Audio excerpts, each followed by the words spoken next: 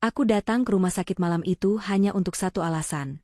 Menghancurkan wanita yang merebut suamiku. Aku sudah siapkan kata-kata makian. Aku sudah siap menjambak rambutnya. Aku dorong pintu kamar 308. Tapi aku syok. Nafasku terasa terhenti ternyata. Sebelum ceritanya dimulai, silahkan tulis di kolom komentar dari daerah mana saja teman-teman yang menonton cerita ini. Jangan lupa like dan subscribe agar channel ini bisa semakin berkembang dan bisa mempersembahkan cerita yang lebih menarik lagi. Ponsel di atas meja nakas bergetar tanpa henti. Zulfa, yang baru saja selesai melipat sajadah setelah salat Isya, menghela napas. Paling-paling dari grup arisan atau promosi operator seluler. Namun getaran itu terus memaksa, seolah ada hal penting yang ingin segera disampaikan. Zulfa meraihnya. Bukan panggilan, melainkan serangkaian pesan dari nomor yang tidak dikenal. Ia membukanya dengan dahi berkerut. Isinya hanya satu kalimat pendek. Suamimu, Danu, sedang bersama wanita simpanannya di Rumah Sakit Sehat Harapan, kamar 308. Jantung Zulfa serasa berhenti berdetak. Ini pasti kerjaan orang iseng. Danu sedang lembur, katanya ada rapat penting dengan klien baru. Suaminya adalah pria yang baik, pria yang setiap pagi mencium keningnya sebelum berangkat kerja, pria yang tidak pernah lupa mengucapkan selamat tidur. Zulfa hendak menghapus pesan itu, menganggapnya sampah. Tapi kemudian, pesan kedua masuk. Kali ini sebuah gambar. Foto itu sedikit buram, diambil dari jarak jauh. Tapi Zulfa mengenalinya. Pria itu, meski hanya terlihat punggungnya, adalah Danu. Postur tegapnya, jaket kulit coklat kesayangannya, dan cara berjalannya yang khas. Danu sedang berjalan di lorong rumah sakit, dan di sampingnya, seorang wanita berambut panjang tergerai memegang lengannya. Mereka tampak begitu dekat. Zulfa tidak bisa melihat wajah wanita itu, tapi hatinya sudah terbakar. Gambar kedua menunjukkan Danu dan wanita itu baru saja memasuki sebuah pintu kamar. Angka 308 terlihat jelas di pintu itu. Darah serasa surut dari wajah Zulfa. Udara di kamarnya yang nyaman mendadak terasa pengap. Hijab bergo yang masih dikenakannya terasa mencekik leher. Tangannya gemetar hebat. Selingkuh. Kata itu menghantam kesadarannya seperti palu godam. Danu, suaminya, mengkhianatinya. Dan wanita itu, siapapun dia, sedang bersama suaminya di rumah sakit. Apa wanita itu sakit? Atau mereka hanya memakai kamar rumah sakit sebagai tempat pertemuan rahasia? Pikiran Zulfa menjadi liar dan gelap. Kemarahan mengalahkan rasa kagetnya. Emosi yang panas dan membutakan menjalari seluruh tubuhnya. Ia tidak peduli lagi dengan penjelasan. Ia tidak butuh konfirmasi dari Danu. Ia harus melihatnya sendiri. Ia harus menatap mata wanita itu, wanita yang telah merusak rumah tangganya. Ia akan menanyakan langsung, apa hubungan mereka. Ia ingin melihat ekspresi mereka saat tertangkap basah. Tanpa mengganti pakaian rumahnya, Zulfa menyambar kunci mobil di atas meja. Ia bahkan tidak mempedulikan dompet atau ponselnya yang tertinggal. Pikirannya hanya satu, Rumah Sakit Sehat Harapan, kamar 308. Hujan deras mengguyur Jakarta malam itu, membuat jarak pandang sangat terbatas. Tapi Zulfa memacu mobilnya, membelah kemacetan dengan brutal. Air mata panas bercampur dengan amarah mengalir di pipinya. Ia memukul-mukul setir mobil, melampiaskan rasa sakit yang merobek hatinya. Kenangan manis bersama Danu berkelebat silih berganti dengan gambar buram di ponsel tadi. Semuanya terasa seperti kebohongan besar. 15 menit kemudian, yang terasa seperti selamanya, ia tiba di lobi rumah sakit. Ia berlari kecil menerobos pintu kaca otomatis, tidak mempedulikan tatapan aneh orang-orang yang melihatnya. Pakaian rumahnya basah di beberapa bagian, hijabnya sedikit kusut, dan matanya merah menyala. Ia langsung menuju meja resepsionis, menggebrak meja marmer yang dingin itu dengan kepalan tangannya. Kamar 308. Di mana kamar 308? Suaranya serak dan bergetar karena emosi. Perawat yang berjaga sedikit terkejut. Maaf, Ibu. Bisa saya tahu nama pasiennya? Kamar 308. Saya tidak peduli nama pasiennya. Katakan saja di mana letaknya, bentak Zulfa. Emosinya sudah tidak terkendali. Ia merasa seperti gunung berapi yang siap meletus. Ibu, tenang dulu. Lantai 3, belok kiri dari lift, ujar perawat itu, sedikit takut melihat kemarahan Zulfa. Zulfa tidak mengucapkan terima kasih. Ia bergegas menuju lift, menekan tombol lantai 3 berulang kali seolah itu bisa membuat lift bergerak lebih cepat. Sepanjang perjalanan di dalam kotak besi itu, dadanya naik turun. Ia mencoba menyusun kata-kata makian apa yang akan ia lontarkan. Ia akan menjambak rambut wanita itu. Ia akan menampar Danu. Mereka harus membayar pengkhianatan ini. Pintu lift terbuka. Lantai 3. Lorong itu sepi dan berbau desinfektan. Suara langkah kakinya menggema di lantai vinil yang mengkilap. 302, 304, 306, jantungnya berdebar begitu kencang hingga terasa sakit di dadanya. Setiap langkah terasa berat. Ia sampai di depan pintu kayu berwarna coklat tua dengan plakat kuningan bertuliskan angka 308. Tangannya terangkat, ragu sejenak. Bagaimana jika ini semua salah? Bagaimana jika ini hanya jebakan? Tapi amarahnya kembali mengambil alih. Ia sudah sampai sejauh ini.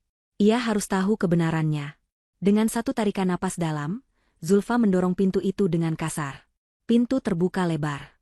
Ruangan itu remang-remang, hanya diterangi lampu tidur di samping ranjang pasien. Matanya segera terpaku pada sosok di atas ranjang. Seorang wanita terbaring lemah, wajahnya pucat. Jantung Zulfa mencelos. Ia mengenali wanita itu.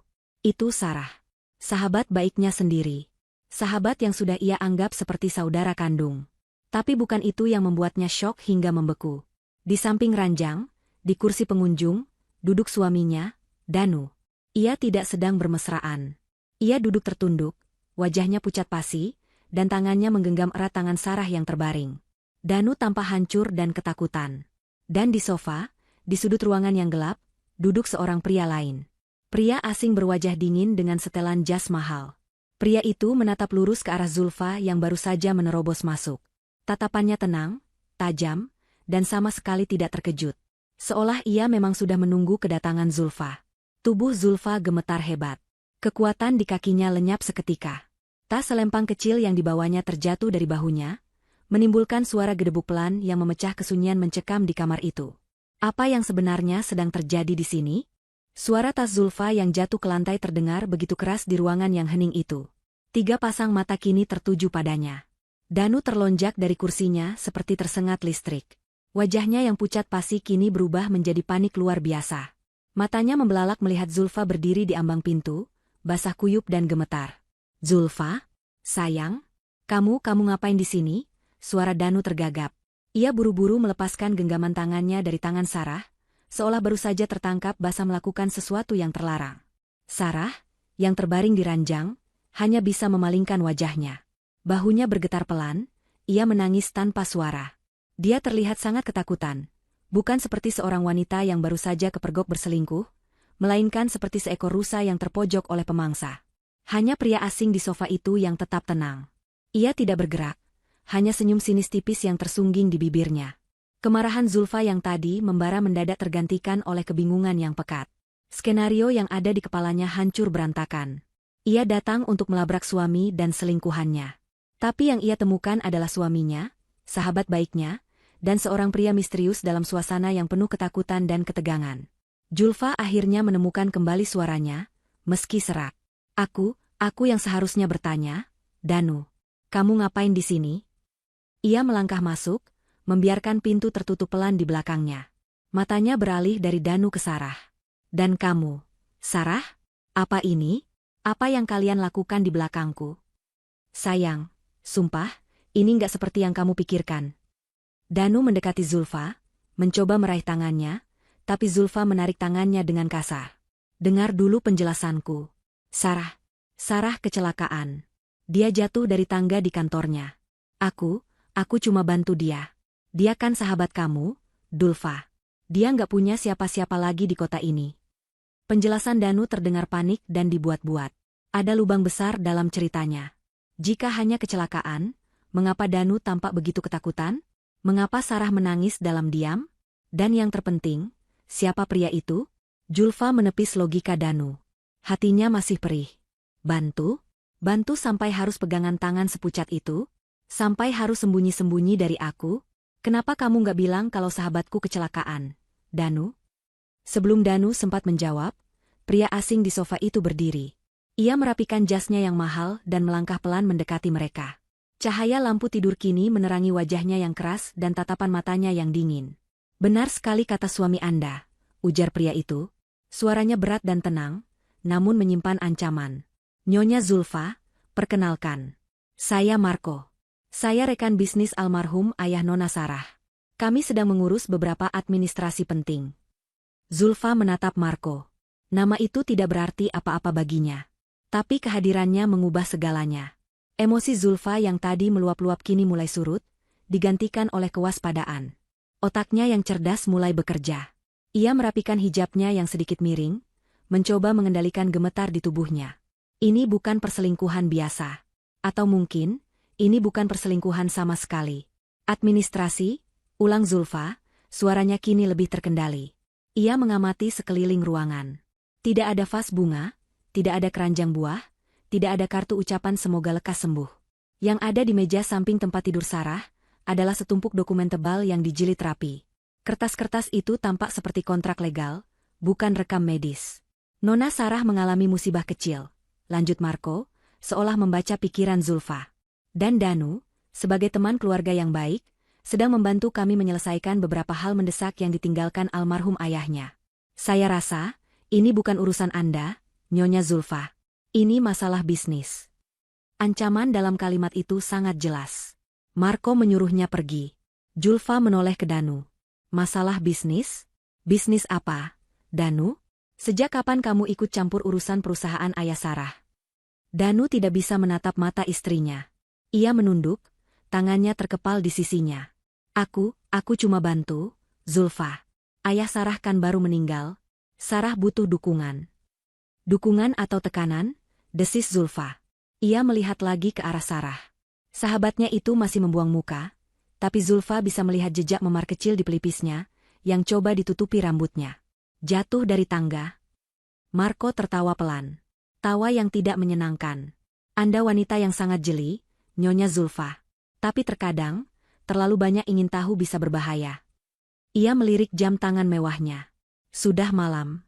Sebaiknya Anda pulang dan biarkan suami Anda menyelesaikan urusannya. Dan biarkan Nona Sarah beristirahat. Zulfa sadar, ia tidak akan mendapatkan jawaban apapun malam ini. Meluapkan amarah di sini tidak ada gunanya. Ia kalah jumlah dan kalah informasi. Situasinya jauh lebih rumit dari yang ia bayangkan. Suaminya jelas terlibat dalam sesuatu yang salah, dan sahabatnya adalah korbannya. Dengan susah payah, Zulfa mengendalikan dirinya. Ia menatap Danu dengan pandangan dingin yang belum pernah ia tunjukkan sebelumnya. Baik, kalau ini memang urusan bisnis, selesaikan dengan cepat. Ia kemudian menatap Marco. Dan Anda, Tuan Marco, saya tidak tahu siapa Anda. Tapi kalau sampai terjadi apa-apa dengan sahabat saya. Zulfa, sudah, potong Danu cepat, suaranya penuh permohonan. Pulanglah dulu. Aku janji akan jelaskan semuanya nanti di rumah. Aku akan tunggu penjelasanmu, kata Zulfa tajam. Ia memberikan satu pandangan terakhir pada Sarah, pandangan yang menyimpan 1000 pertanyaan. Lalu ia berbalik, memungut tasnya yang tergeletak di lantai, dan berjalan keluar dari kamar 308 dengan kepala tegak, meski hatinya hancur berkeping-keping. Begitu pintu tertutup di belakangnya, punggung Zulfa merosot. Ia bersandar di dinding koridor yang dingin. Napasnya terengah-engah. Ia salah. Ia datang untuk mencari bukti perselingkuhan, tapi ia justru menemukan sebuah misteri yang gelap dan berbahaya. Danu dan Sarah tidak sedang berselingkuh. Mereka terjebak. Dan Zulfa tahu, pria bernama Marco itu adalah dalangnya. Zulfa berdiri mematung di koridor rumah sakit yang dingin. Pintu kamar 308 tertutup rapat di belakangnya, mengunci suara-suara yang mungkin sedang terjadi di dalam. Tapi Zulfa tidak peduli. Suara-suara di dalam kepalanya sendiri jauh lebih riuh. Bayangan wajah ketakutan Sarah, kegugupan Danu yang menyedihkan, dan senyum sinis Marco berputar-putar tanpa henti. Ia bersandar di dinding, mencoba mengatur napasnya yang terasa sesak. Bau desinfektan yang tajam menusuk hidungnya, membuat perutnya mual. Amarah yang tadi membawanya ke sini telah menguap, berganti menjadi rasa dingin yang aneh. Ia tidak lagi merasa seperti istri yang dikhianati. Ia merasa seperti seseorang yang baru saja menarik tirai dan menemukan panggung sandiwara yang mengerikan di baliknya. Danu tidak berselingkuh. Ini jauh lebih buruk. Danu sedang dalam masalah besar, dan ia menyeret Sarah bersamanya. Sahabatnya sedang dalam bahaya. Memar di pelipis Sarah membuktikan itu. Jatuh dari tangga, desis Zulfa pelan, meniru ucapan Danu. Kebohongan yang sangat payah. Ia harus berpikir. Ia tidak bisa pulang dalam kondisi seperti ini. Ia tidak bisa menghadapi Danu dengan kebingungan. Ia perlu menenangkan diri, menjernihkan pikirannya. Matanya menangkap papan penunjuk arah toilet umum di ujung lorong. Zulfa berjalan ke sana, langkahnya masih sedikit goyah, namun tujuannya kini jelas. Ia butuh air. Ia butuh waktu beberapa menit saja sendirian. Toilet itu sepi dan bersih. Lampu neon di atasnya berdengung pelan. Zulfa berdiri di depan cermin besar di atas wastafel. Pantulan di cermin itu mengejutkannya. Seorang wanita dengan mata merah, hijab yang berantakan, dan wajah pucat pasi menatapnya balik. Ini bukan dirinya. Ini adalah wanita yang panik dan emosional. Dan ia tidak bisa menjadi wanita itu sekarang. Tidak jika ia ingin menolong Sarah, dan mencari tahu seberapa dalam Danu telah tenggelam. Zulfa mengunci pintu toilet. Ia melepaskan peniti di dagunya, membuka hijabnya perlahan. Ia membasuh wajahnya dengan air dingin, lagi dan lagi.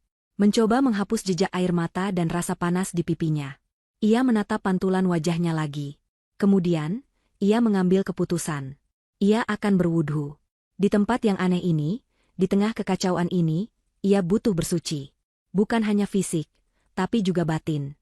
Ia butuh fokus yang diajarkan oleh gerakan salat. Satu persatu, ia melakukan rukun wudhu.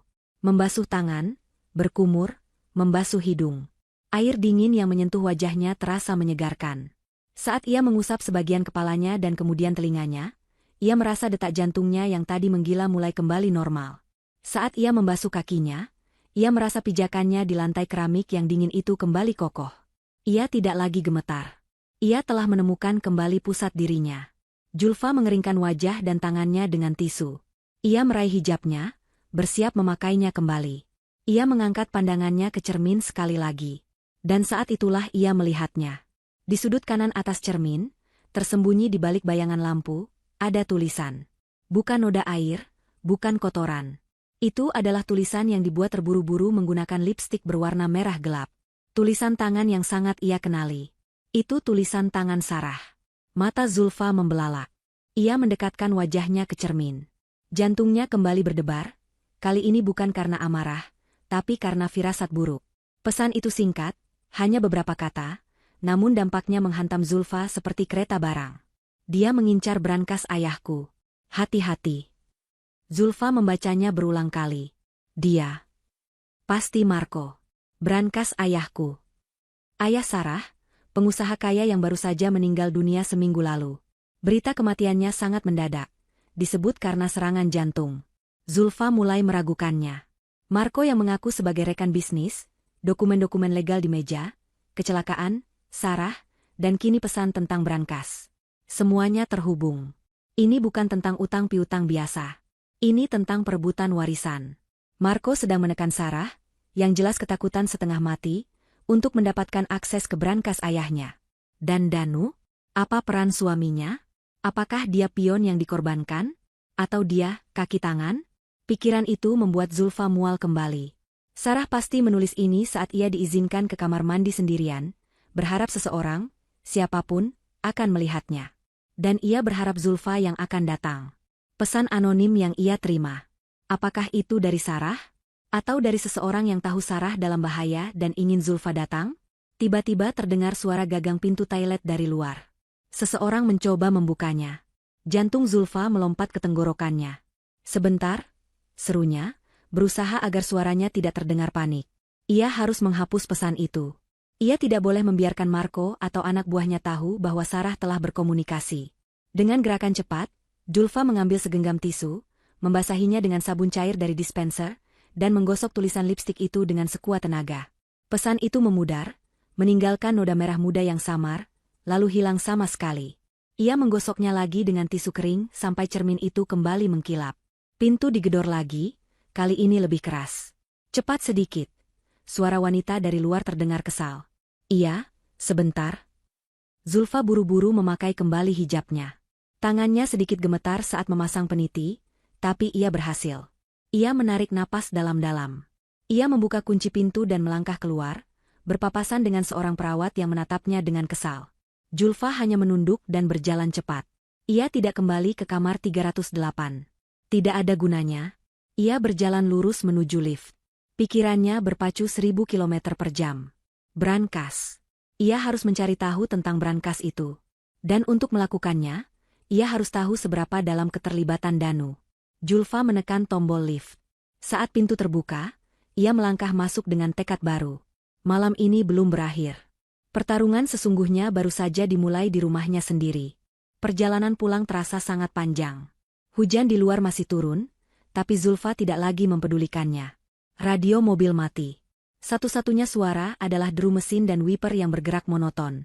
Zulfa mengemudi dengan kecepatan stabil.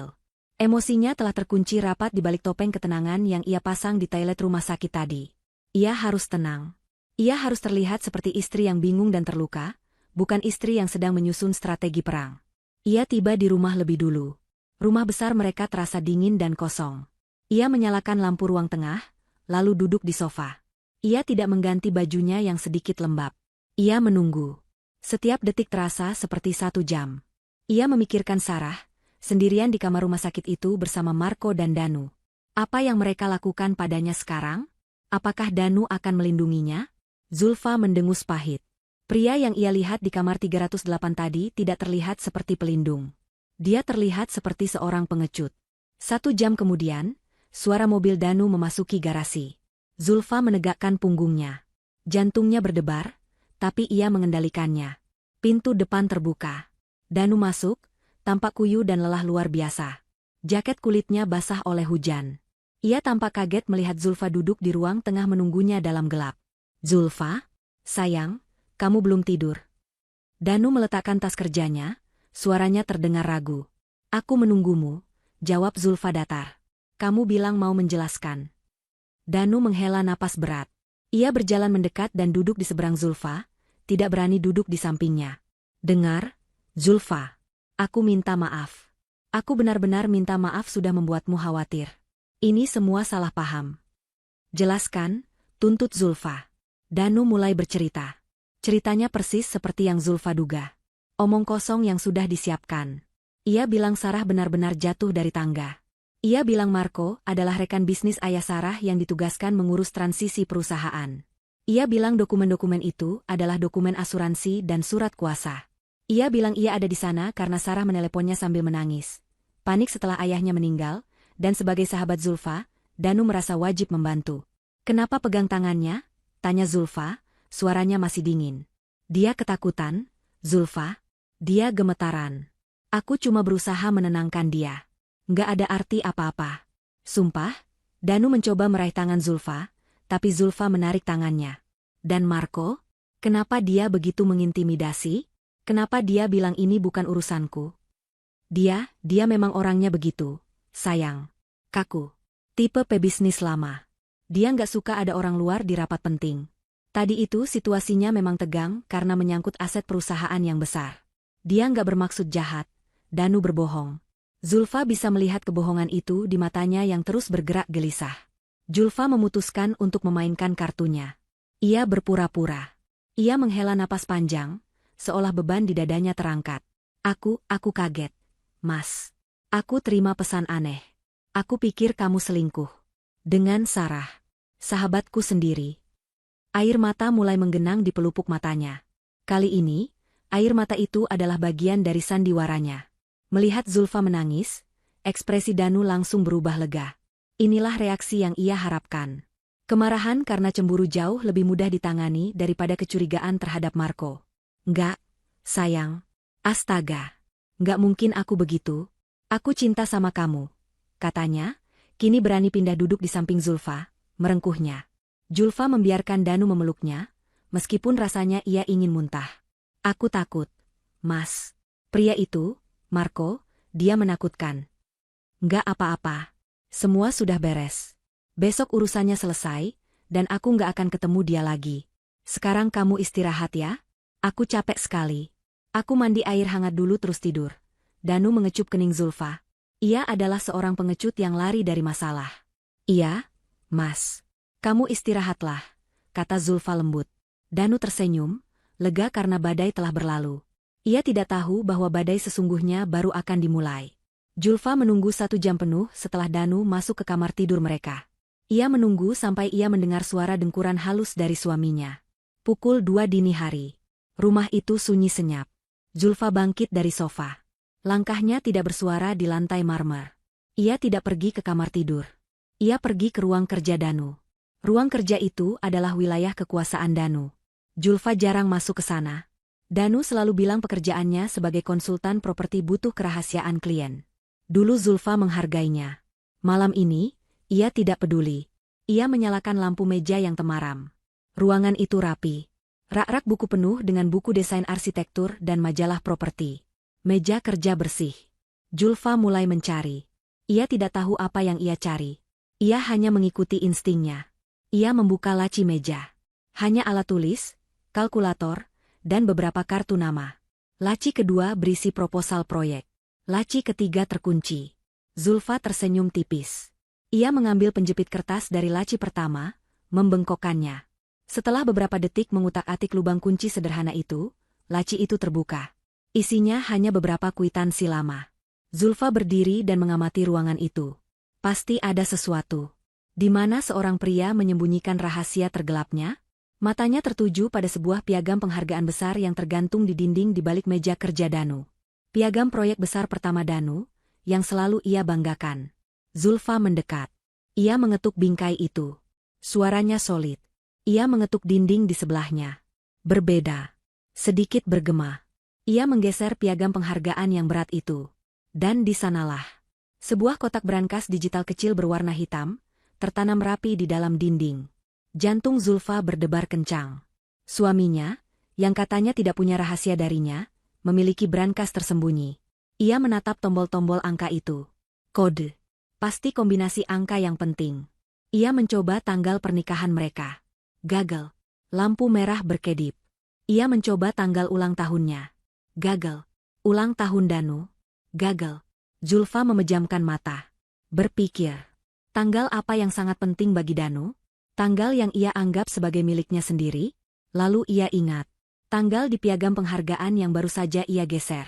Tanggal ia memenangkan proyek itu. Hari yang selalu Danu sebut sebagai Hari Kemerdekaan Finansial-nya. Zulfa memasukkan 6 digit tanggal itu. Klik. Lampu hijau menyala dan pintu brankas terbuka pelan. Napas Zulfa tercekat. Ia mengharapkan menemukan perhiasan, atau mungkin uang tunai simpanan. Tapi isinya jauh lebih buruk. Tidak ada uang sepeser pun. Brankas itu penuh dengan kertas. Zulfa menarik tumpukan kertas itu keluar. Itu adalah surat perjanjian utang. 1, 2, 5, 10 lembar. Semuanya atas nama Danu.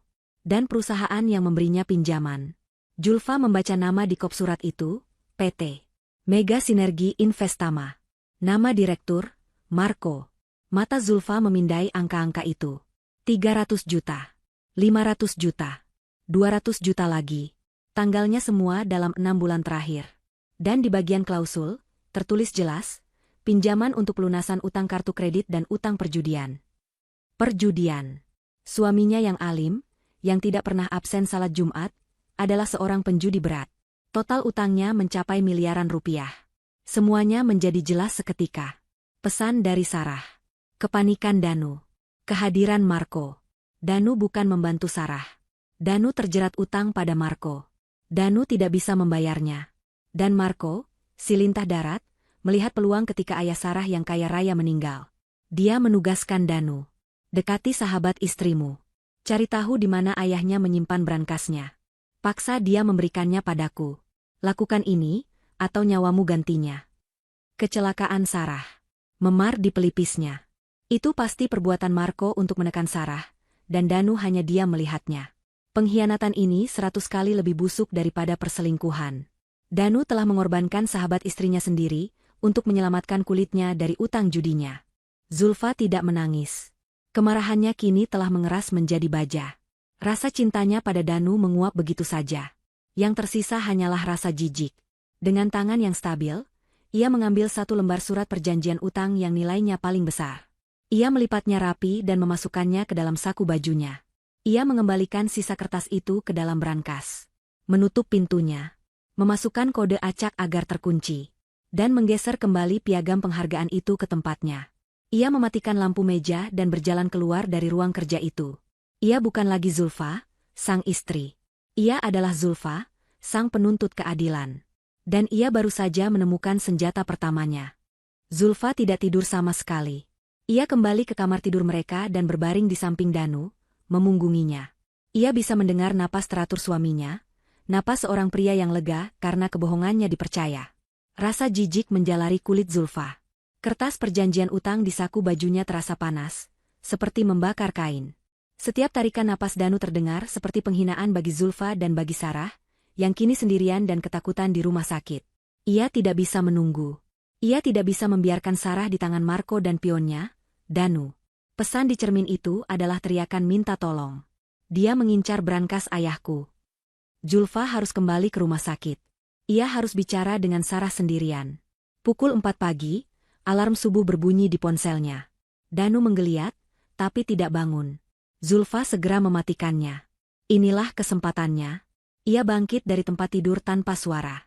Ia berwudu, lalu salat di keheningan pagi. Dalam doanya, ia tidak menangis. Ia memohon kekuatan dan kejernihan pikiran. Ia tidak lagi memohon keselamatan rumah tangganya.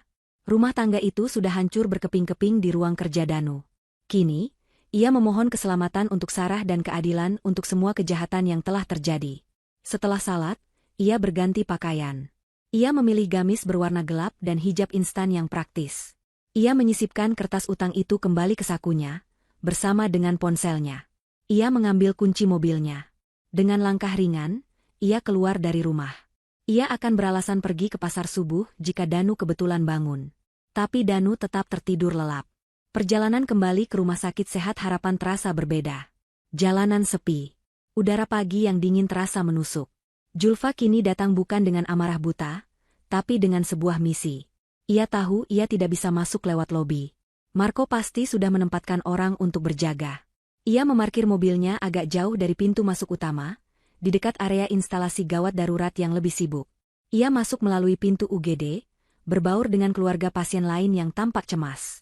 Ia tidak langsung menuju lift. Ia mencari tangga darurat. Ia harus menghindari kamera pengawas dan meja perawat sebisa mungkin. Menahan napas, ia membuka pintu tangga darurat dan mulai menaiki anak tangga. 1 lantai, 2 lantai, 3 lantai. Ia membuka pintu di lantai 3 dengan sangat hati-hati, hanya membukanya sedikit untuk mengintip. Lorong itu sepi, sama seperti semalam. Tapi ada yang berbeda. Di depan kamar 308, kini berdiri seorang pria berbadan besar. Pria itu mengenakan setelan jas hitam yang terlalu ketat, jelas bukan staf rumah sakit. Dia adalah penjaga. Anak buah Marco. Jantung Zulfa berdebar kencang. Bagaimana ia bisa masuk? Ia tidak mungkin bisa melewati pria itu. Zulfa mundur kembali ke tangga darurat, otaknya berpikir keras. Ia perlu pengalihan. Sesuatu yang cukup besar untuk membuat penjaga itu meninggalkan posnya, meski hanya sesaat. Ia teringat bel alarm kebakaran di dinding. Tapi itu terlalu berisiko, akan mengunci seluruh rumah sakit. Ia butuh sesuatu yang lebih spesifik. Ia turun 1 lantai ke lantai 2. Ia mencari telepon umum di dinding. Ia menemukannya di dekat ruang tunggu. Ia mengangkat gagang telepon, memasukkan koin, dan menekan nomor operator rumah sakit. Operator, selamat pagi, sapa suara di seberang. Zulfa mengubah suaranya, membuatnya terdengar lebih tua dan panik. Tolong, tolong. Ada asap di toilet pria, di lantai 3 saya barat. Saya mencium bau terbakar. Baik, Bu, tenang. Kami akan kirim petugas keamanan, jawab operator itu. Kamar 308 berada di sayap timur. Toilet yang ia laporkan berada di ujung koridor yang berlawanan. Zulfa menutup telepon dan berlari kembali ke tangga darurat. Ia naik lagi ke lantai 3 dan mengintip. Benar saja. Beberapa saat kemudian, ia mendengar keributan kecil dari arah lift. 2 orang satpam rumah sakit berlari kecil menuju sayap barat. Penjaga di depan kamar 308 tampak bingung. Ponselnya berdering. Ia mengangkatnya, berbicara singkat, lalu terlihat kesal. Jelas ia diperintahkan untuk tidak meninggalkan posnya. Tapi kemudian, alarm asap di koridor sayap barat benar-benar berbunyi. Seseorang pasti menariknya. Kepanikan kecil mulai terasa. Penjaga itu tidak bisa diam. Ia harus memastikan situasinya. Dengan enggan, ia berjalan cepat ke arah keributan di ujung koridor. Ini kesempatan Zulfa. Jaraknya hanya beberapa detik. Zulfa melesat keluar dari pintu tangga darurat, berlari tanpa suara melintasi lorong, dan langsung memutar gagang pintu kamar 308. Pintu tidak terkunci. Ia menyelinap masuk dan menutup pintu itu pelan di belakangnya. Ruangan itu masih remang-remang. Sarah terbaring di ranjang, matanya terbuka lebar. Ketika ia melihat Zulfa, matanya dipenuhi teror. Zulfa. Tidak. Kamu harus pergi, bisiknya panik. Dia menempatkan penjaga di luar. Aku tahu. Aku yang mengalihkannya, kata Zulfa cepat, suaranya rendah dan mendesak. Ia berdiri di samping ranjang Sarah. Sarah, aku tidak punya banyak waktu. Aku sudah tahu. Tahu apa? Semuanya. Zulfa mengeluarkan kertas utang Danu dari sakunya. Ia menunjukkannya pada Sarah. Aku tahu Danu terjerat utang pada Marco. Utang judi. Miliaran. Mata Sarah membelalak melihat kertas itu. Bagaimana kamu? Aku tahu dia bukan membantumu. Dia pion Marco. Dia mengorbankanmu untuk menyelamatkan dirinya sendiri. Katakan padaku yang sebenarnya, Sarah. Apa yang terjadi? Melihat kertas itu, melihat tekad di mata Zulfa, pertahanan Sarah akhirnya runtuh. Air mata mengalir deras di pipinya. Ia menangis dalam diam, tubuhnya terguncang. Dia membunuh ayahku, Zulfa, bisik Sarah, suaranya pecah. Dugaan terburuk Zulfa terkonfirmasi. Serangan jantung itu bohong? Sarah menggeleng. Marco adalah rekan bisnis gelap ayah. Ayah ingin berhenti, dia ingin membersihkan namanya.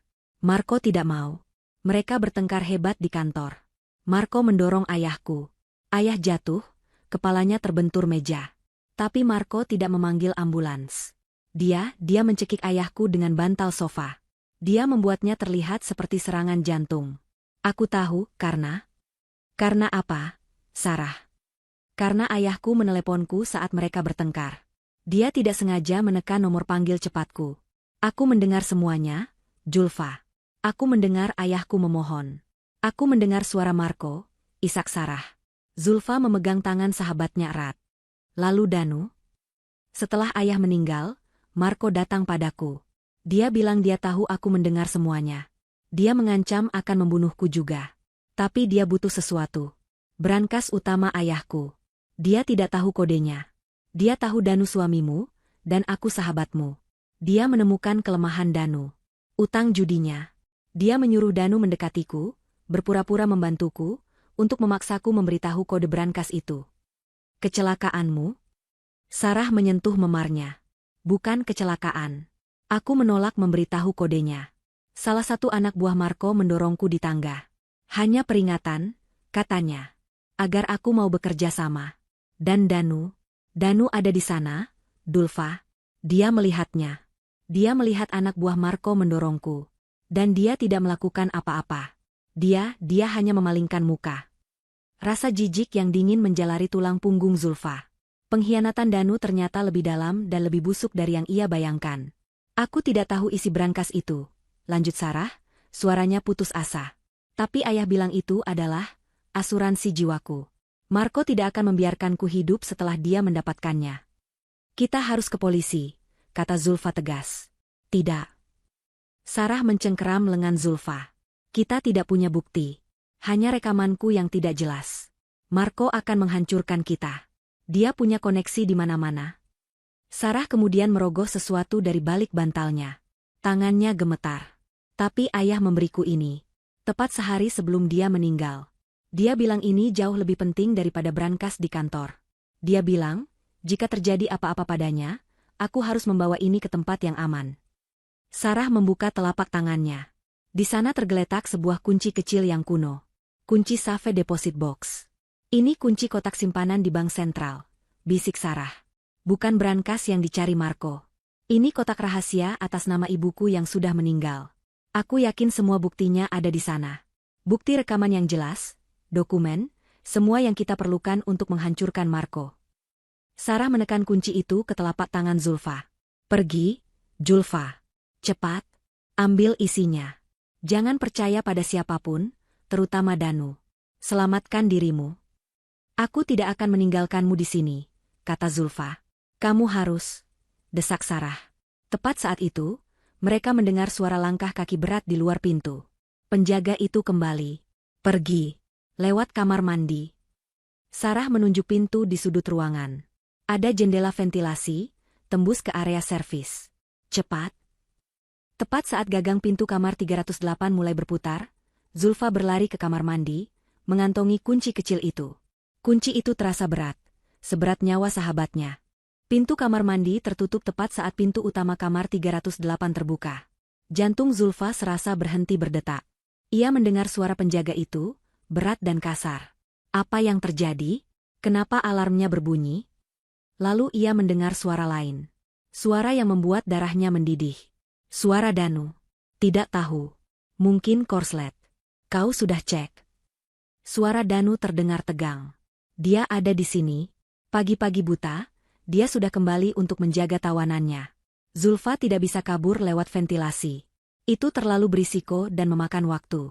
Penjaga itu ada di ruangan. Danu juga. Zulfa terkunci di kamar mandi. Ia harus keluar. Tapi bagaimana? Jika ia keluar, semuanya akan berakhir. Danu akan tahu ia ada di sini. Marco akan tahu ia sudah bertemu Sarah. Kunci di sakunya akan ditemukan. Ia mendengar percakapan di luar. Danu jelas sedang memarahi Sarah. Mungkin karena keributan alarm tadi. Ia mendengar suara tamparan. Zulfa memejamkan mata, amarahnya memuncak. Danu menampar Sarah. Suaminya telah berubah menjadi monster. Zulfa tidak punya pilihan. Ia harus bertindak. Ia tidak bisa bersembunyi. Ia harus menghadapi mereka. Ia harus mengubah skenario. Dengan tangan gemetar, ia membuka kunci pintu kamar mandi. Ia menarik napas dalam-dalam. Lalu, ia mendorong pintu itu terbuka dan melangkah keluar. Waktu seolah berhenti. Penjaga bertubuh besar itu menoleh kaget. Tangannya langsung bergerak ke balik jasnya. Sarah terkesiap di ranjangnya, bekas tamparan merah terlihat jelas di pipinya. Dan Danu. Danu membeku. Wajahnya pucat pasi. Ia menatap Zulfa seolah melihat hantu. Paper bag berisi sarapan yang dibawanya terjatuh ke lantai, isinya berceceran. Zulfa? Bisiknya, tidak percaya. Bagaimana kamu?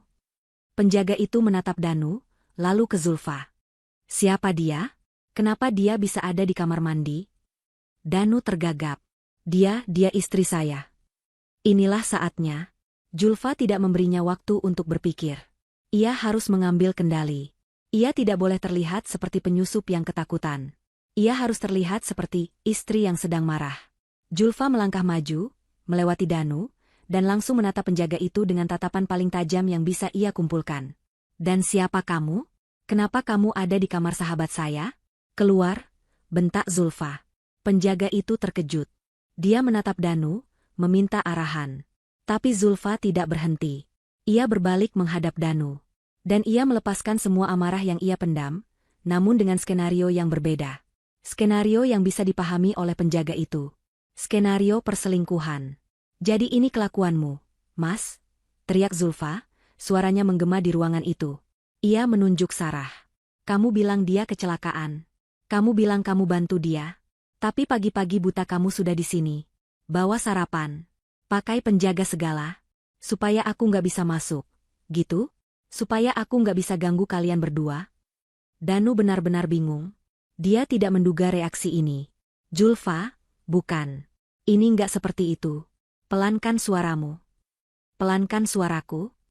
Zulfa tertawa histeris. Ia mendorong dada Danu dengan keras. Kamu bohong sama aku. Kamu bohong dari awal. Kamu selingkuh sama sahabatku sendiri di belakangku. Penjaga itu mulai terlihat rileks. Dia menyilangkan tangan di dada. Ah, drama rumah tangga. Ini adalah sesuatu yang ia pahami. Bukan ancaman keamanan. Zulfa, dengar dulu. Danu mencoba meraih lengan Zulfa. Enggak, aku enggak mau dengar. Zulfa menepis tangan Danu. Ia menunjuk Sarah lagi. Dan kamu, Sarah. Aku pikir kamu sahabatku. Tega kamu ya. Kamu rebut suamiku. Ini adalah sandiwara yang brilian. Zulfa memainkan perannya dengan sempurna. Ia terlihat seperti istri yang tersakiti dan histeris. Ia tahu penjaga itu mungkin akan melaporkan ini pada Marco, tapi Marco hanya akan menertawakannya sebagai masalah domestik yang merepotkan. Ini memberinya perlindungan. Zulfa, hentikan. Danu benar-benar panik sekarang. Dia terjepit di antara istrinya yang mengamuk dan penjaga Marco. Kita bicarakan ini di luar. Jangan di sini. Di luar? Kamu mau mengusirku? Teriak Zulfa. Danu mencoba menarik Zulfa keluar dari kamar. Tolong, Zulfa. Jangan bikin malu. Disinilah Zulfa melihat celahnya. Saat Danu menarik lengannya, berusaha menyeretnya ke pintu, Zulfa melawan. Ia meronta-ronta. Dalam pergulatan kecil itu, saat tubuh mereka berdekatan, saat penjaga itu membuang muka karena merasa canggung, Zulfa menempelkan bibirnya ke telinga Danu. Di balik teriakannya, "Lepasin aku. Aku benci kamu, Mas. Lepas." Ia berbisik dengan suara sedingin es. "Aku sudah ke ruang kerjamu. Aku buka brankas tersembunyimu." Teriakan Danu langsung berhenti. Tubuhnya kaku. Cengkeramannya pada lengan Zulfa menguat, tapi bukan karena marah. Itu karena ketakutan. Zulfa terus berbisik, sementara air matanya mengalir deras, bagian dari sandiwaranya. PT. Mega Sinergi Investama. Utang judi. Miliaran rupiah. Aku pegang buktinya di sakuku sekarang. Danu berhenti bernapas. Dia menatap Zulfa. Mata istrinya tidak lagi histeris. Mata itu dingin, menusuk, dan penuh perhitungan. Dia baru saja melihat ular berbisa di balik topeng domba. Penjaga itu berdeham. "Bos, sepertinya Anda harus selesaikan masalah istri Anda dulu." Danu tidak mendengarnya. Dia masih terkunci oleh tatapan Zulfa. "Kamu punya dua pilihan, Mas," bisik Zulfa lagi, sangat pelan. "Satu, kamu tetap jadi anjingnya Marco. Dan aku akan serahkan bukti ini ke polisi. Aku akan bilang kamu kaki tangan pembunuhan ayah Sarah. Aku akan hancurkan kamu sehancur-hancurnya. Aku pastikan kamu membusuk di penjara lebih lama dari Marco." Gemetar di tangan Danu mulai menjalari seluruh tubuhnya. "Dua," lanjut Zulfa. "Kamu bantu aku. Kamu bantu aku dan Sarah keluar dari sini. Sekarang, kamu alihkan perhatian penjaga ini, dan kamu pastikan tidak ada yang mengikuti kami. Kamu jadi pionku." Zulfa melepaskan diri dari cengkeraman Danu. Ia melangkah mundur, masih terisak. Aku nggak kuat," katanya, kini berbicara pada penjaga itu.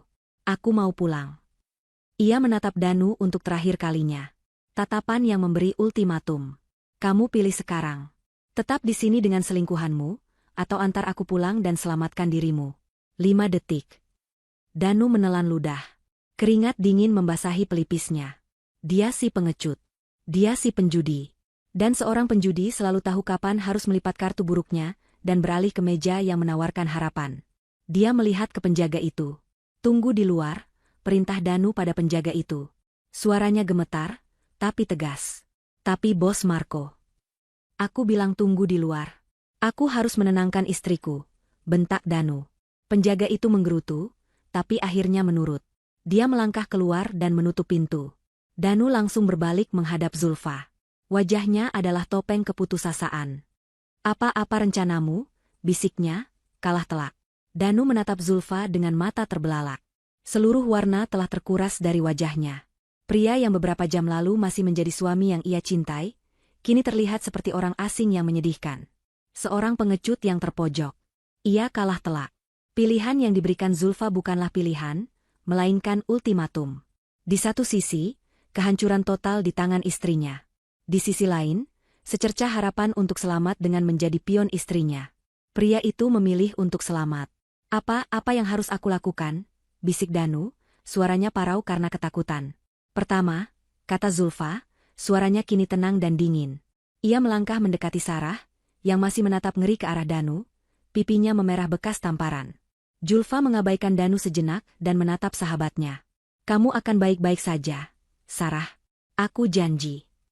Lalu ia kembali ke Danu. "Kamu akan tinggal di sini. Kamu akan bilang pada penjaga itu bahwa aku histeris dan kabur pulang. Kamu akan bilang kamu harus tinggal di sini untuk menjaga Sarah dan menunggu instruksi Tuan Marco. Kamu harus membuat semuanya terlihat normal. Kamu harus membeli waktu untukku. Marco akan meneleponku." "Kamu jawab teleponnya," potong Zulfa. "Kamu bilang padanya istrimu datang membuat keributan. Kamu bilang dia cemburu buta pada Sarah. Kamu bilang kamu sudah menanganinya, dan dia sudah pulang sambil menangis. Buat ceritamu meyakinkan. Kalau Marco sampai curiga aku tahu yang sebenarnya, nyawa kita semua habis. Mengerti?" Danu mengangguk cepat. Ia seperti boneka yang tali-talinya kini dipegang erat oleh Zulfa. Dan Danu, Zulfa menatapnya tajam. "Jika kamu berani berkhianat, jika kamu mencoba menghubungi Marco dan menceritakan yang sebenarnya, ingat kertas ini." Zulfa menepuk sakunya, Tempat surat utang itu tersimpan. Aku sudah membuat salinannya. Aku sudah mengirimnya ke email yang aman. Satu gerakan salah darimu, aku tekan, kirim, ke seluruh dewan direksi perusahaanmu dan ke polisi. Paham? Itu bohong. Zulfa belum sempat melakukannya. Tapi Danu tidak tahu itu. Ketakutan di matanya menunjukkan bahwa ia percaya 100%. Sekarang, perintah Zulfa. Panggil penjaga itu masuk. Lakukan bagianmu. Zulfa segera mengubah ekspresinya. Ia kembali menjadi istri yang patah hati. Air mata kembali menggenang di pelupuk matanya. Danu, dengan sisa-sisa tenaganya, membuka pintu. Penjaga itu masuk dengan wajah curiga. Dia mau pulang, kata Danu, suaranya masih gemetar. Dia salah paham. Zulfa menatap Danu dengan tatapan penuh luka. Aku tidak akan pernah memaafkanmu, Mas, isaknya. Ia menatap penjaga itu dengan galak. Dan kamu, jangan harap bisa menghalangi aku. Zulfa menerobos melewati penjaga itu. Ia berlari kecil menyusuri koridor, terisak-isak. Ini adalah sandiwara terbaik dalam hidupnya. Ia tidak menoleh ke belakang. Ia menuruni tangga darurat, kali ini tidak lagi mengendap-endap. Ia ingin terlihat seperti wanita yang sedang kabur. Ia keluar lewat lobi utama. Satpam dan perawat yang melihatnya hanya menatap iba. Mereka pasti mengira telah terjadi drama rumah tangga yang menyedihkan. Begitu di luar, di bawah langit pagi yang mulai terang, Zulfa berhenti terisak. Ia mengusap air matanya. Tidak ada waktu untuk menangis. Ia berjalan cepat ke mobilnya, jantungnya berdebar kencang. Di dalam sakunya, kunci kecil pemberian Sarah terasa berat. Bank Sentral. Ia harus segera ke sana. Ia mengemudikan mobilnya dengan hati-hati, membaur dengan lalu lintas pagi. Pikirannya berpacu. Ia harus tenang. Ia tidak boleh terlihat panik. Ia memarkir mobilnya di area parkir umum, beberapa blok dari gedung Bank Sentral yang menjulang megah. Ia berjalan kaki, membaur dengan para pegawai kantor yang baru datang. Gedung bank itu dingin dan megah. Petugas keamanan di pintu depan menatapnya, tapi Zulfa berjalan dengan percaya diri. Ia bertanya pada resepsionis di mana letak layanan Safe Deposit Box. Ia diarahkan ke lantai basement yang dijaga ketat. Ruangan itu hening, hanya terdengar dengungan pendingin udara. Seorang pegawai wanita yang ramah menyapanya. Ada yang bisa saya bantu, Ibu? Saya mau mengakses kotak simpanan, kata Zulfa, berusaha agar suaranya tidak gemetar. Ia menyerahkan kunci itu dan KTP milik ibunya Sarah. Sarah telah memberikannya juga, terselip di balik bantal. Atas nama almarhumah Nyonya Rina Suryani. Petugas itu memeriksa datanya di komputer. Baik. Semuanya lengkap. Mari saya antar. Zulfa mengikuti pegawai itu melewati gerbang besi tebal yang mengarah ke ruang brankas. Ruangan itu dipenuhi ribuan kotak baja yang berkilauan. Rasanya dingin sekali. Pegawai itu menggunakan kuncinya dan kunci milik Zulfa untuk membuka kotak nomor 44B. Sebuah kotak logam berukuran sedang ditarik keluar. Silakan, Bu. Anda bisa membukanya di ruang pribadi di sebelah sana, kata pegawai itu. Zulfa membawa kotak itu ke sebuah bilik kecil yang tertutup tirai. Tangannya gemetar hebat. Inilah dia. Kotak Pandora. Asuransi jiwa Sarah. Ia meletakkan kotak itu di meja dan membukanya. Isinya tidak banyak, tapi sangat padat. Di lapisan atas ada beberapa tumpuk uang dolar Amerika. Zulfa mengabaikannya. Di bawahnya, ada sebuah buku harian bersampul kulit coklat tua, dan sebuah flash drive berwarna merah menyala. Napas Zulfa tercekat. Ia meraih buku harian itu terlebih dahulu. Itu adalah buku harian ayah Sarah. Zulfa membukanya. Halaman-halamannya penuh dengan tulisan tangan yang rapi. Ini bukan buku harian biasa. Ini adalah buku catatan kejahatan. Tanggal, waktu, nama-nama, nomor rekening di luar negeri, rincian transfer dana ilegal. Semuanya mencatat transaksi haram yang dilakukan Marco menggunakan perusahaan ayah Sarah sebagai kedok.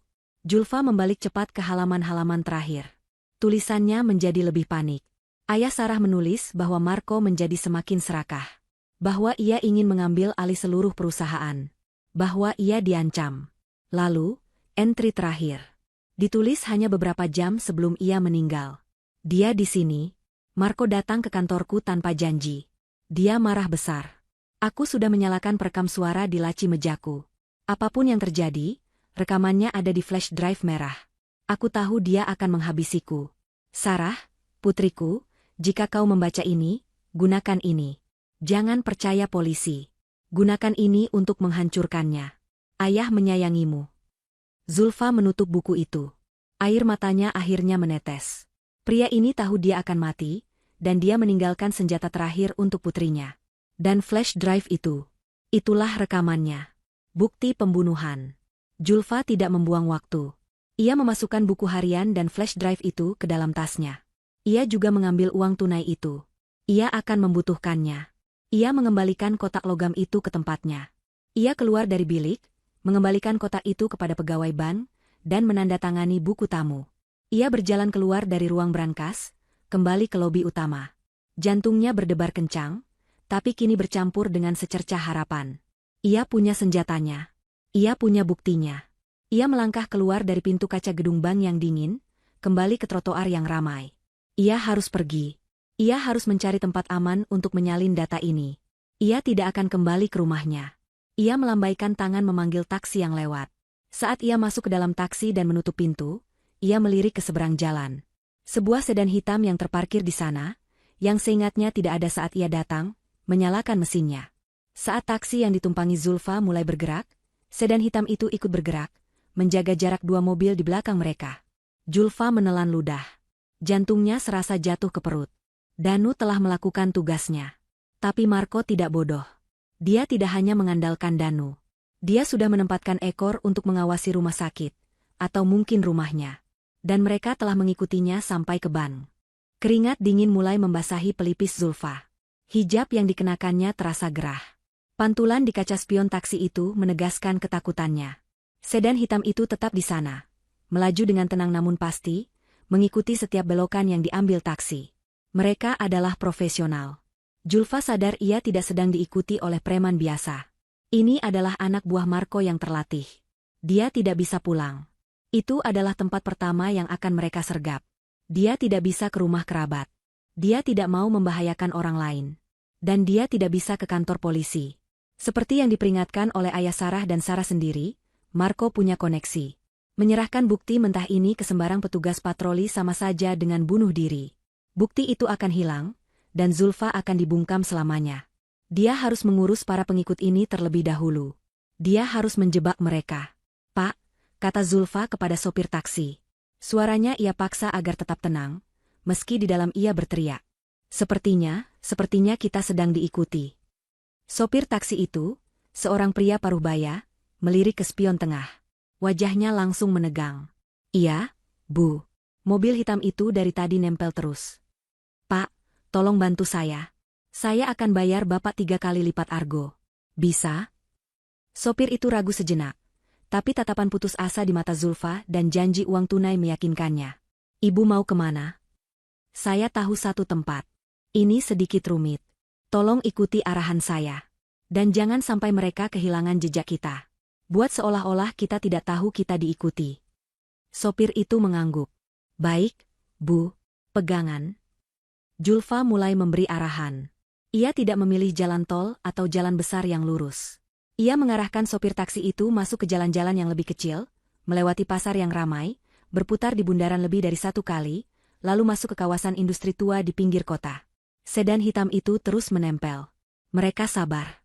Mereka menunggu Zulfa berhenti di tujuannya. "Terus, Pak, belok kiri di depan," kata Zulfa.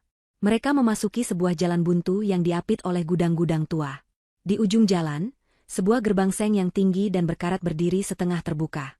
Di baliknya, tampak area proyek konstruksi yang mangkrak. Milik keluarganya. Sebuah investasi gagal ayahnya bertahun-tahun lalu, yang kini hanya menyisakan kerangka-kerangka beton dan tumpukan material bangunan. Zulfa tahu tempat ini seperti punggung tangannya. Ia sering bermain di sini saat remaja, sebelum proyek ini dihentikan. "Berhenti di sini, Pak," kata Zulfa. Taksi berhenti tepat di depan gerbang. "Bu, ini tempat apa?" tanya sopir itu, wajahnya cemas. Zulfa mengeluarkan semua uang dolar yang ia ambil dari kotak simpanan. Jumlahnya cukup banyak. Ia menyerahkannya kepada sopir itu. "Ini, ambil semuanya. Sekarang Bapak pergi. Putar balik dan pergi secepat mungkin. Jangan menoleh. Jangan lapor polisi. Lupakan wajah saya. Lupakan tempat ini. Mengerti?" Mata sopir itu terbelalak melihat jumlah uangnya. Dia mengangguk cepat. Saya mengerti, Bu. Hati-hati. Dulfa keluar dari taksi. Sedan hitam itu berhenti di mulut jalan, sekitar 50 meter di belakangnya. Mereka melihat Zulfa sendirian. Taksi itu segera putar balik dan melaju kencang, meninggalkan Zulfa di jalan buntu itu. Dua pria berbadan tegap keluar dari sedan hitam. Mereka mengenakan kemeja gelap. Mereka tidak terburu-buru. Mereka berjalan mendekati Zulfa. Mereka tahu target mereka sudah terpojok. Zulfa tidak menunggu. Ia menarik napas dalam, memegang erat tasnya, dan berlari masuk melewati gerbang seng itu, masuk ke dalam labirin beton yang mangkrak. Nona Zulfa, salah satu dari mereka berteriak. Suaranya berat. Jangan lari. Tuan Marco hanya ingin bicara. Serahkan barang yang bukan milik Anda, dan Anda bisa pulang dengan selamat. Zulfa tahu itu kebohongan. Ia berlari lebih cepat, melompati tumpukan kerikil dan batang-batang besi berkarat. Ia mendengar langkah kaki berat mereka di belakangnya. Mereka mulai berlari. Zulfa tidak berlari tanpa tujuan. Ia menuju ke bagian belakang proyek, di mana struktur basement yang setengah jadi menganga seperti luka di tanah. Ia melompat turun ke galian kering itu. Kedua pria itu mengikutinya. Mereka jelas kesal karena harus mengejar. Menyusahkan, gerutu salah satu dari mereka. Zulfa berlari menyusuri koridor basement yang gelap dan lembab. Ia tahu ada jalan keluar di ujung sana. Sebuah lubang ventilasi besar yang tembus ke permukaan. Tapi ia tidak menuju ke sana. Ia berhenti di tengah koridor, di mana ada sebuah pintu baja berat yang mengarah ke ruang genset yang tidak pernah selesai dipasang. Ia menyelinap ke dalam kegelapan di balik pintu itu, membiarkan pintunya sedikit terbuka. Ia menahan napas. Ia mendengar langkah kaki mereka. Satu di depan, satu di belakang. Mereka berkomunikasi dengan pelan. Dia pasti ke ujung. Ke arah lubang, kata pria pertama. Aku periksa ruangan ini, kata pria kedua. Pria yang lebih dekat dengan Zulfa. Jantung Zulfa serasa mau copot. Pria kedua itu mendorong pintu baja tempat Zulfa bersembunyi. Pintu itu berderit nyaring.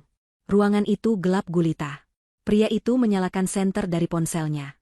Tidak ada siapa-siapa, katanya pada temannya. Cahaya senter itu menyapu ruangan, meleset beberapa sentimeter dari tempat Zulfa berjongkok di balik tumpukan karung semen yang sudah mengeras. Cepat, dia bisa kabur, teriak pria pertama dari ujung koridor. Pria kedua menggerutu, lalu berbalik dan berlari menyusul temannya. Zulfa menunggu. Ia menghitung sampai 30. Ia mendengar suara mereka yang semakin jauh. Mereka pasti sudah naik ke permukaan melalui lubang ventilasi. Sekarang gilirannya. Zulfa keluar dari persembunyiannya. Tapi ia tidak lari ke arah yang berlawanan. Ia berlari ke arah yang sama dengan kedua pria itu. Ia berlari ke lubang ventilasi dan naik ke permukaan. Ia melihat kedua pria itu di seberang lapangan, sekitar 100 meter jauhnya, sedang memindai area terbuka, kebingungan karena kehilangan jejaknya. Zulfa tidak kabur. Ia punya rencana lain. Ia mengendap-endap di balik tumpukan batako, bergerak memutar. Ia menuju ke tempat yang ia tahu pasti. Sebuah kontainer kargo tua berwarna biru yang digunakan untuk menyimpan alat-alat berat. Ia tahu kontainer itu dari dulu kuncinya sudah rusak. Pintunya sangat berat dan hanya bisa dibuka dari luar. Ia mengeluarkan ponselnya. Ia mengetik sebuah pesan. Ia tidak menelepon. Telepon bisa membuat suara. Ia mengirim pesan ke nomor polisi 110. Ada dua pria bersenjata, mencoba menculik saya di area proyek mangkrak PT Jaya Abadi di Jalan Industri Raya. Mereka menjebak saya. Saya bersembunyi di kontainer biru di tengah lapangan. Tolong segera. Ia menekan kirim. Lalu ia berlari. Kali ini, ia berlari dengan sengaja membuat suara, menendang kerikil. Tolong. Tolong, teriaknya. Kedua pria itu mendengar teriakannya. Mereka melihatnya. Itu dia. Di dekat kontainer. Mereka berlari mengejarnya. Zulfa berlari sekuat tenaga, pura-pura panik. Ia sampai di kontainer biru itu, menarik pintu besinya yang berat hingga terbuka, lalu melompat masuk ke dalam kegelapan. Kedua pria itu tiba beberapa detik kemudian. Mereka menyeringai. Target mereka menjebak dirinya sendiri. Gadis bodoh, kata salah satunya. Pria pertama melompat masuk ke dalam kontainer yang gelap gulita. Kena kau. Pria kedua bersiap ikut melompat masuk. Tapi Zulfa tidak ada di dalam. Ia bersembunyi di balik pintu kontainer yang terbuka. Saat pria pertama masuk dan pria kedua bersiap menyusul, Zulfa menggunakan seluruh sisa tenaganya. Ia mendorong pintu kontainer yang berat itu sekuat tenaga. Berua. Pintu itu menghantam pria kedua, membuatnya terhuyung. Pria pertama di dalam kegelapan berteriak kaget. Julfa tidak memberinya kesempatan. Ia terus mendorong. Pintu baja itu tertutup dengan suara bam yang memekakan telinga.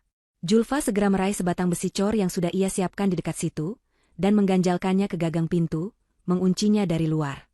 Pria pertama terperangkap di dalam, menggedor-gedor pintu dari dalam. Buka! Buka pintu sialan ini.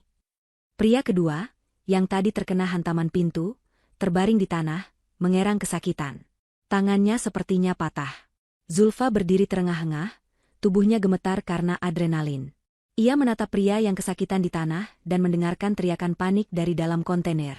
Ia berhasil. Mereka terjebak. Ia mengambil ponselnya. Ia mematikan lokasinya. Ia tidak akan ada di sini saat polisi datang. Polisi akan menemukan laporannya, menemukan 2 penjahat, 1 terluka dan 1 terkunci. Itu cukup untuk membuat mereka ditahan. Itu cukup untuk membuat Marco panik. Zulfa melirik tasnya. Buku harian dan flash drive merah itu aman. Polisi hanya akan mengurus para penjahatnya. Tapi bukti utamanya, bukti ini akan ia gunakan untuk panggung yang jauh lebih besar. Ia berlari ke sisi lain proyek, menuju gerbang belakang yang ia tahu hanya bisa diakses lewat gang sempit. Ia harus menghilang. Jam perhitungan Marco akan segera tiba. Julfa menghilang.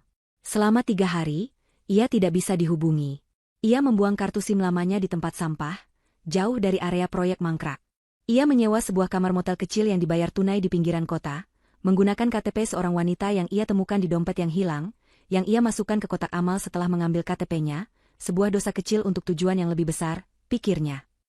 Uang tunai dari kotak simpanan ban, memberinya keleluasaan untuk bergerak tanpa jejak digital. Di kamar motel yang pengap itu, ia bekerja tanpa henti. Ia membeli laptop bekas dan beberapa flash drive baru. Ia menyalin isi flash drive merah dan memindai setiap halaman buku harian Ayah Sarah. Ia mengunggah semuanya ke beberapa layanan penyimpanan awan yang aman, dilindungi kata sandi yang rumit. Ia lalu mengirim email berisi semua tautan dan kata sandi itu ke sebuah firma hukum ternama yang dulu pernah dipakai ayahnya, dengan instruksi jelas, jika saya tidak menghubungi Anda dalam 72 jam ke depan, atau jika Anda mendengar berita saya, kecelakaan. Serahkan semua bukti ini ke Unit Kejahatan Siber Mabes Polri dan Komisi Pemberantasan Korupsi. Ia telah menciptakan asuransi jiwanya sendiri. Polisi telah menemukan 2 anak buah Marco. Berita di televisi menyebutnya sebagai upaya penculikan yang digagalkan. 1 orang ditahan dengan tuduhan penyerangan, 1 lagi dirawat di rumah sakit dengan penjagaan ketat. Marco pasti sedang panik. Cengkeramannya mulai lepas. Kini, Dulfa butuh panggungnya. Ia membeli ponsel murah dan kartu SIM baru. Ia menelepon satu-satunya orang yang bisa ia paksa, Danu. Danu mengangkat telepon pada dering pertama. Suaranya terdengar seperti orang yang tidak tidur berhari-hari. Zulfa, kamu di mana? Ya Tuhan, Zulfa, Marco mencarimu. Dia tahu anak buahnya ditangkap. Dia seperti orang gila. Tenang, kata Zulfa, suaranya sedingin es. Dengarkan aku. Dia tidak akan menemukanku. Aku butuh informasi. Apa rencananya sekarang? Dia mempercepat semuanya. Danu tergagap. Dia akan mengadakan rapat umum pemegang saham darurat besok lusa. Tapi malam ini, dia mengadakan pesta besar. Gala investor di Hotel Mulia Imperial. Dia akan mengumumkan pengambil alihan penuh perusahaan Ayah Sarah. Dia bilang ini untuk menenangkan pasar setelah berita kematian Ayah Sarah dan insiden di proyek Mang. Jam berapa? Potong Zulfa. Jam 7 malam ini. Di ballroom utama. Zulfa, apa rencanamu? Jangan lakukan hal gila. Kita bisa pergi, kita bisa kabur. Kita? Tidak ada. Kita? Danu, desis Zulfa. Dengarkan baik-baik. Kamu akan hadir di pesta itu. Kamu akan bertingkah normal. Kamu akan tersenyum pada Marco. Kamu akan menjadi pionku untuk terakhir kalinya. Zulfa menutup telepon sebelum Danu sempat memprotes. Malam itu, Hotel Mulia Imperial bermandikan cahaya. Para tamu undangan, pria-pria berjas mahal dan wanita-wanita bergaun malam mewah, mengalir masuk ke lobi. Mereka adalah para investor, bankir, dan sosialita. Mereka semua datang untuk menyaksikan penobatan raja baru, Marco. Tidak ada yang memperhatikan seorang wanita berhijab sederhana berwarna coklat, mengenakan seragam staf catering, mendorong troli berisi piring-piring kotor melalui pintu servis. Julfa berhasil menyelinap masuk berkat uang $100 yang ia selipkan pada seorang penyelia kebersihan yang kelelahan. Ia telah memetakan hotel itu seharian. Ia tahu tujuannya. Bukan ballroom. Tapi ruang kontrol audiovisual yang terletak di lantai mezanin, menghadap langsung ke panggung utama di bawah. Ruangan itu kecil dan gelap, hanya diterangi oleh puluhan lampu kecil di panel kontrol. Seorang teknisi muda sedang sibuk mengatur daftar putar musik jazz. Julfa masuk dengan tenang. "Maaf, Mas. Manajer acara minta kopi dan camilan untuk Anda," katanya lembut, meletakkan nampan berisi kopi panas dan beberapa potong kue. Teknisi itu tersenyum berterima kasih. "Wah, baik sekali. Terima kasih, Mbak." Saat teknisi itu berbalik untuk mengambil kopi, Julfa bergerak cepat. Ia mencabut kabel HDMI dari laptop presentasi teknisi itu dan memasukkannya ke laptopnya sendiri, yang ia sembunyikan di bawah nampan. Laptop itu sudah siap. Layarnya menyala, file-filenya sudah terbuka. Ia lalu pura-pura merapikan piring di troli, membelakangi teknisi itu. Di ballroom di bawah, Danu berdiri di sudut, gelas minumannya bergetar di tangannya. Ia melihat Marco naik ke atas panggung, disambut tepuk tangan meriah. Marco tampak berseri-seri. Ia adalah pusat alam semesta malam itu. Ia memegang mikrofon, tersenyum penuh kemenangan. "Para sahabat, kolega, investor yang terhormat," suara Marco menggema, penuh karisma palsu. "Malam ini, kita berkumpul bukan hanya untuk merayakan kesuksesan. Kita berkumpul untuk menghormati warisan seorang sahabat, seorang visioner." Julfa, di ruang kontrol, mengintip lewat jendela kaca. Ia bisa melihat kepala Marco tepat di bawahnya. Tangannya berada di atas mousepad. "Dan untuk memastikan visinya terus hidup," lanjut Marco, "saya merasa terhormat untuk mengumumkan bahwa PT Mega Sinergi Investama akan mengambil alih penuh operasional perusahaan ini, demi masa depan yang lebih cerah." Tepuk tangan kembali menggema. Marco mengangkat gelasnya. "Mari kita bersulang." "Sekarang," bisik Julfa. Tepat saat Marco mengangkat gelasnya, Julfa menekan tombol Enter. Semua layar raksasa di ballroom, di belakang panggung, di sisi kiri dan kanan, yang tadinya menampilkan logo perusahaan, tiba-tiba berganti. Bukan video, tapi gambar pindaian buku harian Ayah Sarah. Halaman yang merinci transfer dana ilegal ke rekening pribadi Marco di Swiss. Angka-angka miliaran rupiah terpampang jelas. Musik jazz berhenti. Tepuk tangan mereda. Para tamu berbisik, bingung. "Itu apa?" Marco membeku di panggung. Senyumnya lenyap. Ada kesalahan teknis," katanya ke mikrofon, suaranya tiba-tiba tegang. Di ruang kontrol, teknisi muda itu panik. "Ini apa?" "Laptop saya." Julfa tidak memberinya kesempatan. Ia mengunci pintu ruang kontrol dari dalam dan menekan tombol play pada file berikutnya. Layar kembali berganti. Kini menampilkan file audio player. Dan kemudian, suara terdengar. Menggelegar melalui sistem suara hotel yang canggih. Itu adalah suara Ayah Sarah, terdengar panik. "Marco, jangan. Itu uang haram. Aku tidak mau terlibat lagi." Lalu suara Marco, dingin dan kejam. "Kamu sudah terlibat dari awal, bodoh. Kamu pikir kamu bisa keluar begitu saja?" Di ballroom, para tamu terdiam. Mereka mendengarkan, terperangah. Danu menjatuhkan gelasnya. Pecahannya berhamburan di lantai marmer, tapi tidak ada yang peduli. Di rekaman, terdengar suara benturan. Suara erangan kesakitan. "Ayahku, dia akan..." Itu suara Ayah Sarah. "Ayahmu tidak bisa menolongmu," bentak suara Marco. Lalu suara yang paling mengerikan. Suara tercekik. Pergulatan. Dan suara bantal yang ditekan. "Sun." Lalu suara Marco terengah-engah. "Dasar tua merepotkan." Rekaman itu berhenti. Keheningan total melanda ballroom selama 3 detik. Lalu, seseorang menjerit. Kekacauan meletus. Orang-orang bangkit dari kursi mereka, panik, menjauh dari panggung. Di atas panggung, Marco berdiri seperti patung. Wajahnya adalah topeng horor. Ia menatap layar, lalu ke penonton. Semua kemenangannya hancur dalam 30 detik. "Keamanan. Matikan itu. Matikan," teriaknya panik. Ia berbalik, hendak lari dari panggung. Tapi terlambat. Pintu utama ballroom yang besar itu terbuka lebar. Bukan petugas keamanan hotel, tapi selusin petugas polisi berseragam dan berompi, dipimpin oleh seorang perwira senior. "Marco," teriak sang perwira. Anda ditahan atas tuduhan penggelapan, pemerasan, dan pembunuhan berencana terhadap ayah Nona Sarah. Para wartawan, yang rupanya sudah menunggu di luar bersama polisi, menyerbu masuk. Kilatan lampu kamera menyambar-nyambar.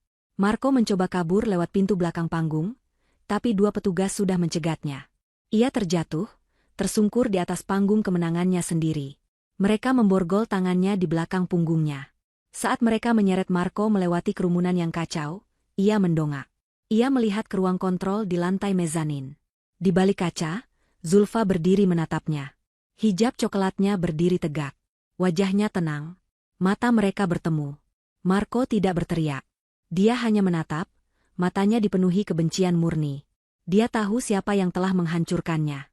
Zulfa balas menatapnya tanpa ekspresi. Lalu ia berbalik dan menghilang ke dalam bayangan ruang kontrol. Berita itu meledak di seluruh penjuru negeri. Skandal pembunuhan di pesta elit, konglomerat ditangkap di atas panggung. Kejatuhan Marco begitu cepat dan brutal. Bukti yang diserahkan Zulfa, melalui pengacaranya, sangat telak. Rekaman pembunuhan, buku harian keuangan, dan kesaksian dari Sarah yang akhirnya bisa berbicara bebas setelah Marco ditangkap. Semuanya membentuk jaring yang tidak bisa ditembus. 2 minggu kemudian, Zulfa mengantar Sarah ke bandara. Sarah telah memutuskan untuk pindah ke Swiss, tempat ibunya dulu dilahirkan. Dia ingin memulai hidup baru, jauh dari kenangan pahit Jakarta. Dia telah mengambil alih sisa-sisa perusahaan ayahnya yang sah, dan menjualnya. Aku tidak tahu bagaimana harus berterima kasih padamu, Zulfa, kata Sarah, memeluk Zulfa erat di terminal keberangkatan. Wajahnya masih pucat, tapi matanya kini memancarkan kelegaan. Jaga dirimu baik-baik, Sarah, bisik Zulfa. Kamu pantas bahagia. Kamu juga. Sarah menatap Zulfa. Bagaimana dengan dia? Zulfa hanya menggeleng pelan. Itu urusan yang berbeda. Mereka berpisah. Zulfa melihat sahabatnya berjalan melewati gerbang imigrasi, melambaikan tangan untuk terakhir kalinya, lalu menghilang. Zulfa merasa sedih, tapi juga lega. Satu pertempuran telah usai. Kini, saatnya menyelesaikan yang lain. Marco divonis penjara seumur hidup. Persidangannya cepat. Tanpa koneksi dan uangnya, ia hanyalah seorang pembunuh tua yang menyedihkan. Dan Danu, si suami pengecut. Ia juga diadili. Karena keterlibatannya dalam menyembunyikan kejahatan dan menghalangi penyelidikan. Kesaksiannya yang memberatkan Marco, ditambah pembelaan dari Zulfa yang, secara teknis, mengakui Danu membantunya di saat-saat terakhir, memberinya hukuman yang jauh lebih ringan. Hanya 1 tahun penjara, dipotong masa tahanan. Sebulan setelah vonis Danu dijatuhkan, Zulfa kembali ke rumah mereka untuk terakhir kalinya. Rumah itu terasa asing.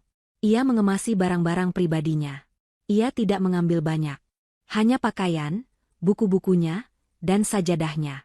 Ia menjual rumah itu dan semua isinya. 1 tahun berlalu dengan cepat. Hari itu, Danu bebas. Ia keluar dari gerbang penjara sebagai pria yang berbeda. Lebih kurus, lebih tua, dan matanya kosong. Tidak ada yang menjemputnya. Zulfa tidak datang. Ia naik taksi ke alamat rumah mereka dulu. Tapi yang ia temukan hanyalah rumah kosong dengan tanda, dijual, yang sudah pudar. Ia akhirnya pergi ke alamat apartemen kecil yang didapatnya dari pengacaranya. Apartemen itu dibeli atas namanya, dibayar lunas. Mungkin, pikirnya, ini adalah hadiah dari Zulfa. Tanda bahwa masih ada harapan. Saat ia membuka pintu apartemen kecil yang berdebu itu, ia melihat sesuatu di atas meja dapur. Hanya ada 2 lembar dokumen yang diletakkan rapi. Dokumen pertama adalah surat gugatan cerai. Sudah diputus pengadilan secara in absentia saat ia di penjara. Sudah ditandatangani oleh Zulfa. Ia kini resmi bercerai. Rumah tangga mereka telah berakhir. Dokumen kedua adalah salinan dari pernyataan Zulfa di pengadilan. Bukan pernyataan yang membela Danu, tapi pernyataan dampak korban. Ia membacanya. Tulisan tangan Zulfa yang rapi menceritakan semuanya. Menceritakan malam di rumah sakit. Menceritakan bagaimana Danu membiarkan Sarah ditampar. Menceritakan bagaimana Danu lebih mementingkan utang judinya daripada nyawa sahabat istrinya. Di akhir pernyataan itu, Zulfa menulis, "Saya memaafkannya bukan karena dia pantas dimaafkan, tapi karena saya pantas untuk merasa damai. Hukuman terberat untuknya bukanlah penjara. Hukuman terberatnya adalah hidup dengan kesadaran bahwa dia telah menghancurkan segalanya karena kelemahannya sendiri. Saya telah memberinya apartemen ini. Anggap saja ini pesangon untuk pria yang pernah saya cintai. Danu terduduk di lantai apartemen yang dingin. Ia meremas kedua dokumen itu. Ia menangis.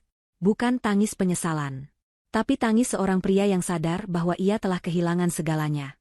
Istrinya. Rumahnya. Kehormatannya. Dan tidak ada jalan untuk kembali. Itulah karmanya. Kesepian abadi. Sementara itu, jauh dari apartemen pengap itu, di sebuah gedung perkantoran baru yang mengkilap, Zulfa menatap keluar jendela. Ia berdiri di kantor yang luas dan terang. Di pintu kaca buram tertulis namanya, Zulfa, Direktur Utama Yayasan Pelita Keadilan. Ia menggunakan sebagian aset sah yang berhasil diselamatkan dari perusahaan ayah Sarah, yang disumbangkan Sarah sebelum pergi, untuk mendirikan sebuah yayasan. Sebuah lembaga bantuan hukum bagi korban-korban kejahatan kerah putih dan penipuan finansial. Ia telah mengubah rasa sakitnya menjadi kekuatan. Hijabnya yang rapi membingkai wajahnya yang kini tenang dan penuh wibawa. Telepon di mejanya berdering. Ia mengangkatnya. Ya, halo, selamat pagi. Ia tersenyum tipis. Saya Zulfa. Ya, rapatnya bisa kita mulai sekarang.